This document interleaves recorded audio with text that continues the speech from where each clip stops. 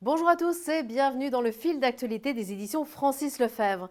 Dans le cadre de la transposition de la directive comptable européenne de 2013, un règlement de l'autorité des normes comptables applicable aux exercices ouverts à compter du 1er janvier 2016 est venu mettre à jour le plan comptable général.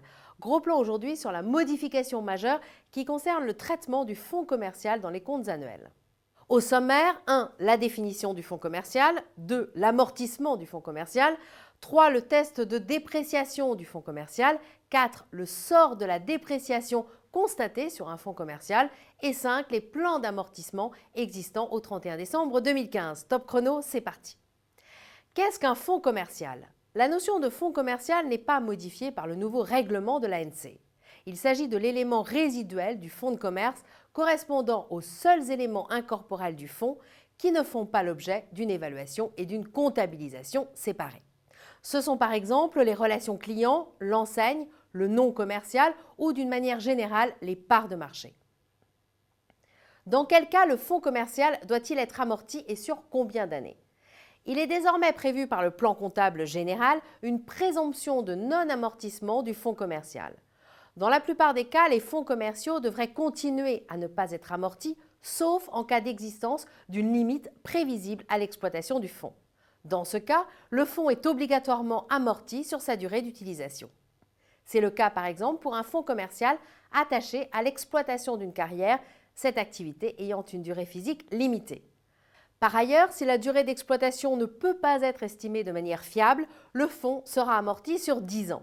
De même, par mesure de simplification, les petites entreprises peuvent choisir d'amortir tous leurs fonds commerciaux sur 10 ans. Cette option leur permet d'échapper au test de dépréciation annuelle systématique. La valeur du fonds commercial doit-elle être revue à chaque clôture? Si le fonds commercial n'est pas amorti, un test de dépréciation annuelle est désormais obligatoire. Il en va ainsi même sans indice de perte de valeur. En revanche, si le fonds est amorti, un test de dépréciation n'est réalisé qu'en présence d'un indice de perte de valeur. La dépréciation constatée sur un fonds commercial peut-elle être reprise? La directive européenne est très stricte sur ce point et interdit toute reprise de dépréciation constatée sur un fonds commercial pour les exercices ouverts à compter du 1er janvier 2016. Au 1er janvier 2016, les plans d'amortissement des fonds commerciaux comptabilisés au bilan des entreprises doivent-ils être revus? Au 1er janvier 2016, les fonds amortis continuent de l'être selon le même plan d'amortissement. Les fonds non amortis restent non amortis, sauf si la durée d'exploitation non limitée est remise en cause. Ils sont alors amortis sur leur durée résiduelle d'utilisation à compter de cette date. Voilà, c'en est tout pour aujourd'hui. Merci de votre attention et à très bientôt.